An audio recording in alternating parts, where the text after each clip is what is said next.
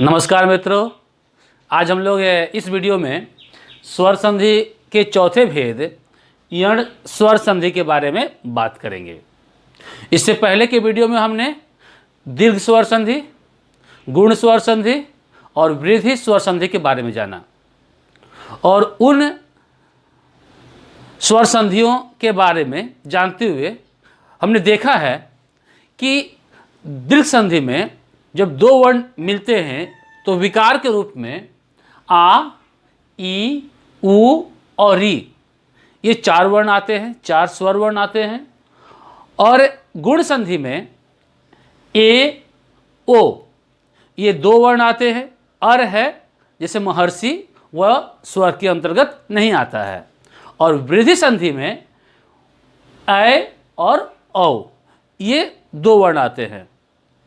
इस प्रकार से हमने देखा है कि 8 1 2 3 4 5 6 7 8 ये 8 स्वर वर्ण 3 स्वर संधियों में आ चुके हैं। अब आगे जो हम पढ़ने जा रहे हैं यण संधि, यह उन 3 स्वर संधियों से अलग है। क्यों? क्योंकि वहां दो वर्णों के विकार होने से हमारे सामने स्वर चले आ रहे हैं, लेकिन यण संधि में स्वर नहीं आते हैं, बल्कि विकार होने पर य, र और व ये 3 वर्ण हिंदी में आते हैं। लौ भी है लेकिन लौ संस्कृत में है। तो हम देखेंगे कि किस प्रकार से या किन वर्णों के मेल से ये य, र और व आते हैं। दो वर्णों के मेल से विकार होने पर य, र, व भले ही आते हो, लेकिन हमेशा में याद रखना चाहिए कि ये दोनों वर्ण स्वर ही होंगे, क्योंकि हम स्वर संधि पढ़ रहे हैं। तो सबसे पहले हम य को देखते हैं। तो य जो बनता है, इसमें सबसे पहले यानी पहला वर्ण जो होता है वह ई और ई होता है। इससे पहले के तीनों स्वर संधियों में पहला वर्ण अ या आ था, लेकिन यहां पर पहला वर्ण ई या ई है। इसके बाद यदि कोई भिन्न स्वर आता है, भिन्न स्वर, इसके बाद यदि कोई भिन्न स्वर आता है, मैं दूसरा कलम लेता हूं,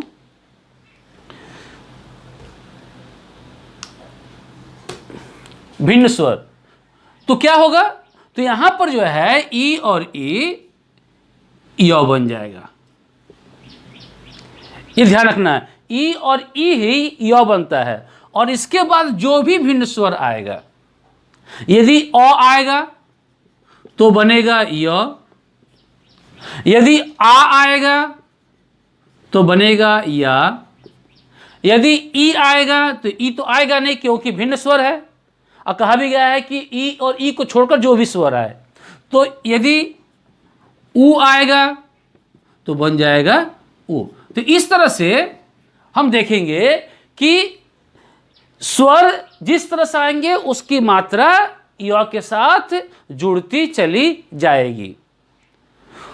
तो इसे हम उदाहरण के माध्यम से भी समझने की कोशिश करते हैं, जिसकी मैंने यहाँ कुछ शब्द लिख रखा है कि किस प्रकार से ई और ई के बाद भिन्न स्वर आने पर य मात्रा के साथ प्रयोग होता है। जिसे पहला है अत्यधिक। अत्यधिक के यदि हम विच्छेद करेंगे तो क्या होगा? अति जोड़ अधिक, अति जोड़ अधिक। यहां क्या है? यहां पहला वर्ण ई है और दूसरा वर्ण अ है। तो ई जैसे ही भिन्न स्वर आया तो ई क्या बन गया? य बन गया। और उसके बाद क्या आया? अ आया। तो य और अ मिलकर य बन गया। इसलिए यहां पर हम देखते हैं कि अत्यधिक लिखा हुआ है। फिर इसके बाद है अत्याचार। अत्याचार में अति जोड़ आचार, अत्याचार। तो यहां भी देखते हैं पहला वर्ण ई है और उसके बाद आ रहा है। तो चूंकि आ आया इसलिए य यहां आ होगा, य और आ क्या हो गया, या। इसलिए यहां पर देख रहे हैं अत्याचार, अति जोड़ आचार। फिर है आपका अति उत्तम हो जाएगा, यहां पर अ हो जाएगा। तो इसका जब विच्छेद करेंगे हम लोग तो अति जोड़ उत्तम, तो अति जोड़ उत्तम में यहां भी ई है और उसके बाद उ आया तो क्या हो गया, यू हो गया। इसलिए यहां पर भी अति उत्तम है, हम इसको देख सकते हैं। फिर है ई और उ से, तो यहां पर भी अति ऊर्जा है तो अति जोड़ ऊर्जा, क्योंकि ई के बाद क्या है, उ है, इसलिए य के साथ भी क्या है, उ है, दीर्घ उ है। इसके बाद ई और ए से, ई के बाद ए आने से तो क्या बना, प्रत्येक। तो प्रत्येक का विग्रह विच्छेद क्या होगा, प्रति जोड़ एक। तो ई के बाद क्या आया है, ए आया है, इसलिए जब ई के बाद ए आया है तो ई से य बन गया और य के बाद ए जुटा तो क्या बन गया, ये।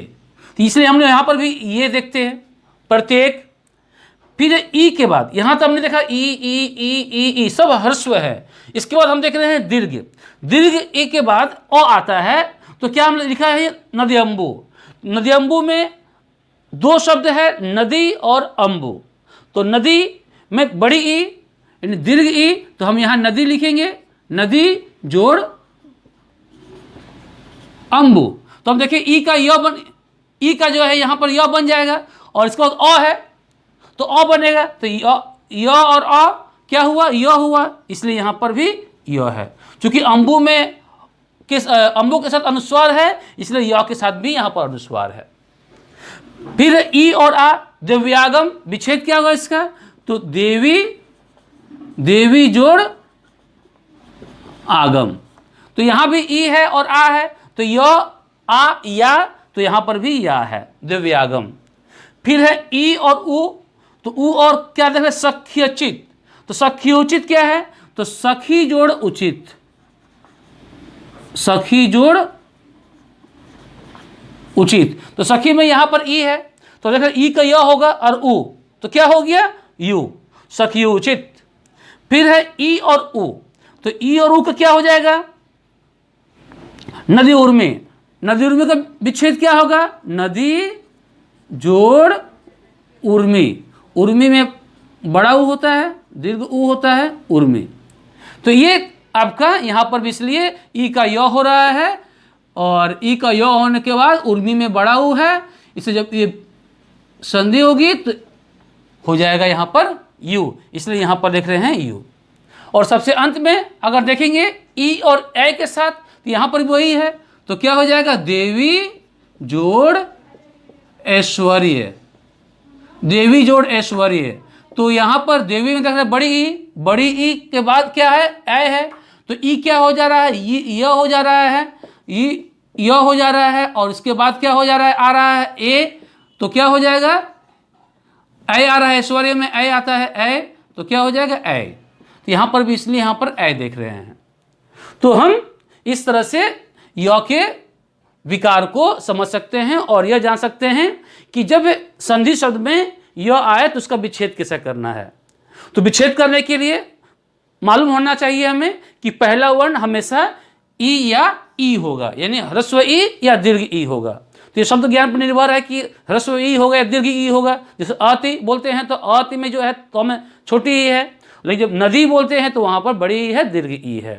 तो इसके बाद हम लोग जो पढ़ने वाले हैं वह है व के बारे में। जिस तरह य के लिए हमने देखा कि पहला वर्ण ई या ई है, उसी तरह से व में देखेंगे कि पहला वर्ण उ या उ होता है, ह्रस्व उ या दीर्घ उ होता है और इसके बाद भिन्न स्वर, इसके बाद भिन्न स्वर।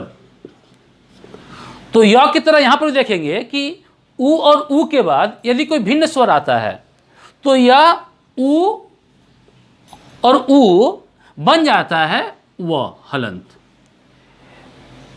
यानी स्वर के बिना। और इसके बाद जो भी स्वर आएगा, भिन्न स्वर आएगा, चाहे वो अ हो, आ हो, ई हो, ए, ऐ, जो भी आए, वो उसकी मात्रा व के साथ जुड़ जाएगी, जैसा कि य के साथ हुआ था। उदाहरण के लिए व के साथ यदि व के बाद भिन्न स्वर अ आए तो क्या होगा? व। यदि आ आए तो क्या होगा? वा। अगर ई आए तो क्या होगा? वी। इस तरह से तो हम यहां पर उदाहरण के माध्यम से इसे समझने की कोशिश करेंगे। जैसे पहला है अन्वय। अन्वय में हम देख रहे हैं कि उ और अ के मिलने से व बना है। जैसे अगर विच्छेद होगा इसका, अनु जोड़ क्या है? अ, ऐ। यहां अ क्यों हुआ? क्योंकि हम देख रहे हैं कि व के साथ कोई भी मात्रा नहीं है, और जब कोई मात्रा नहीं है तो व्यंजन के साथ स्वर रहता है, इसलिए यहां पर व के साथ अ आया है। अनु जोड़ ऐ। फिर है स्वागत। स्वागत का क्या होगा? सु जोड़ आगत। तो यहां व के साथ आ है, इसलिए यहां आ गया। स्वागत जो मात्रा होगी, विच्छेद करेंगे, वह मात्रा स्वर बनकर दूसरे शब्द के पहले वर्ण में चली आएगी। फिर देख रहे अन्वेषण। अन्वेषण क्या होगा? अनु जोड़ एषण। तो उ है तो उ के बाद स्वर आया तो उ वो बन गया, और एक ही मात्रा है इसलिए यहां पर वे है। और जब विच्छेद करेंगे वे पर व पर ए है, इसलिए यहां पर ए चलाया, एषण। फिर है गुरुओदन। तो गुरुओदन का क्या होगा? गुरु ओदन। गुरु ओदन। तो यहां पर देख रहे हैं उ है तो उ के बाद ओ आया है, इसलिए यहां पर भी ओ आया है, व ओकर उ। गुरु ओदन। ओदन का अर्थ चावल होता है या दक्षिणा के रूप में लेंगे। फिर है आपका यहां पर गुरुओदार्य। तो गुरुओदार्य का क्या होगा? गुरु जोड़ औदार्य। औदार्य। तो यहां पर भी उ है, उ के बाद औ आया तो क्या बन गया? यहां पर व आया, व के बाद क्या आया? औ आया, तो क्या हो गया? ये वो। इसलिए यहां पर भी देख रहे हो वो है। और चूंकि र जो है यहां पर स्वर हट गया इसका, तो र स्वर बीन है, इसलिए ऊपर चला गया आपका, यहां रेप बन गया, यहां भी रेप बना था। फिर है उ और अ। क्या है? सरयंबु। तो सरयंबु क्यों हो रहा है? यहां वह बन कैसे बन रहा है? यहां पर तो उ और अ के मिलने से। तो इसका विच्छेद क्या होगा? सरयू नदी है, जोड़ अंबु पानी, यानी सरयू का पानी। तो सरयू में यहां बड़ा उ है, दीर्घ उ है, और यहां दीर्घ उ और अ के मिलने से क्या हो रहा है? यहां पर अगर देखेंगे तो यह बन जा रहा है व, और इसके साथ जुड़ रहा है अ, ठीक, तो बन गया व। और चूंकि अंबु में क्या है? अंबु में अनुस्वार है, इसलिए यहां पर व अनुस्वार हो गया, इसलिए यहां पर हम व अनुस्वार अबू देखते हैं। फिर है उ और आ। उ और आ, इसके उदाहरण है वधवालय। वधवालय तो क्या विच्छेद होगा? वधु जोड़ आलय। तो वधु में इसी तरह से होगा, उ का व हो गया, आ जुटा तो वाह हो गया, इसलिए यहां पर भी वाह है। तो इस तरह से हम देखेंगे कि वह जो विकार के रूप में हमारे सामने है, उसके लिए पहला वर्ण उ या उ है, ह्रस्व उ या दीर्घ उ, और दूसरा वर्ण भिन्न स्वर है, यानी उ और उ को छोड़कर। क्यों? क्योंकि उ और उ अगर आता है तो वह बन जाएगा दीर्घ स्वर, दीर्घ स्वर संधि, इसलिए यहां पर भिन्न स्वर की बात हो रही है। तो इस तरह से हमने व को भी समझा उदाहरण के साथ। अब हम र को समझते हैं। य और व की तरह र में भी देखेंगे हम लोग कि इसकी शुरुआत यानी इसका पहला वर्ण जो होगा वह री होगा, और इसके बाद भिन्न स्वर आएगा, भिन्न स्वर आएगा। जैसे अगर भिन्न स्वर आता है तो री क्या हो गया, री यहाँ पर र बन गया, और उसके बाद जो भी भिन्न स्वर आएगा वह र के साथ जुड़ जाएगा। जैसे र, और यदि यहाँ आ आता है तो रा, इस तरह से। जैसे उदाहरण के लिए हम देखेंगे, पहला है पितृनुमति, तो पितृनुमति में क्या है, री और अ है, तो जब विच्छेद करेंगे इसका हम तो क्या होगा, पितृ जोड़ अनुमति। हम देखेंगे अब कि री के बाद क्या आया है, अ आया है, तो री के बाद जब अ आया है तो र बन जा रहा है, लेकिन री जो है त के साथ अब नहीं रहा। जब त के साथ री नहीं रहा तो क्या हो गया, ये त हलंत हो गया, त हलंत हो गया, उ और अ के मिलने से क्या बना, र बना। तो त और र क्या बनता है, तो त और र बनता है त्र। हम देखेंगे, इसलिए यहां पर त्र आया है, त र अ, तो त र, यहां र जो है त के साथ जुड़ा हुआ है। उसी तरह से यहां पित्रादेश में देख रहे हैं हम, तो पित्रादेश में क्या होगा, पितृ जोड़ आदेश। यहां पर भी री जो बना है वह क्या बन गया, र बन गया, और त रह गया स्वर विहीन, तो त र होने से क्या होगा, त्र, और आदेश में क्या है, आ है, तो त्र बन जाएगा आ यहां पर, त्रा, पित्रादेश। फिर है पितृपदेश, तो पितृपदेश में क्या होगा, पितृ जोड़ उपदेश। यहां भी देख रहे हैं कि स्वर अलग है, और स्वर अलग होने के कारण क्या हो जा रहा है, ऊ हो जा रहा है। यहाँ अ था, यहाँ अ है, इसलिए यहाँ पर जो देख रहे हैं हम लोग अ है, त्र। यहाँ आ है इसलिए देख रहे हैं त्रा है, यहाँ ऊ है इसलिए यहाँ देख रहे हैं त्रु है। तो जैसा स्वर आएगा उसी के अनुसार यहाँ पर र का रूप होगा यहाँ, और उसकी स्वर की मात्रा उसके साथ जुड़ेगी। तो इस तरह से हम यण संधि को पूरी तरह से यहाँ समझे, और यदि इसकी परिभाषा को हम जानेंगे तो कह सकते हैं कि यदि ई यानी छोटी ई बड़ी ई, छोटा ऊ बड़ा ऊ यानी ह्रस्व ऊ दीर्घ ऊ, और री के बाद यदि कोई भिन्न स्वर आता है तो ई का य बन जाता है, ऊ का व बन जाता है, और री का र बन जाता है। तो अगले वीडियो में हम लोग स्वर संधि के अंतिम भेद अयादी संधि के बारे में जानेंगे। तो इस वीडियो में इतना ही, धन्यवाद।